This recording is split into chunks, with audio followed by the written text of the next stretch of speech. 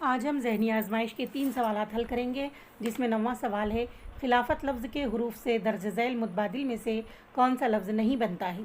सल्फ़, खिलाफ, खल्फ और तल्फ़। तो समझने वाली बात है कि खिलाफत में सीन नहीं है, इसलिए हमारा ऑप्शन नंबर 1 सल्फ़ सही होगा। क्वेश्चन नंबर 10 है, साइंस की वजह से अपने वतन में इनकलाब आया और सब लोग अक्लमंद हो गए। इस जुमले में कितनी मरतबा वाव हुर्फ़ सही के तौर पर आया है? वैसे तो वाव हुर्फ़ इल्लत होता है, लेकिन वो अगर वाव मुतहरिक हो तो वो हुर्फ़ सही बन जाता है। तो यहाँ पर वजह और वतन इन दो अल्फाज में हुर्फ़ सही के तौर पर वाव इस्तेमाल हुआ है, तो हमारा ऑप्शन नंबर 2 सही होगा।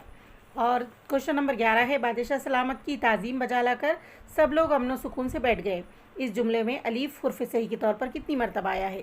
तो यहाँ पर भी अलीफ़ जो है तो हुर्फ़ सही के तौर पर इस्तेमाल एक जगह हो गया है, अमन में, इसलिए हमारा ऑप्शन नंबर 4 सही होगा, अमन।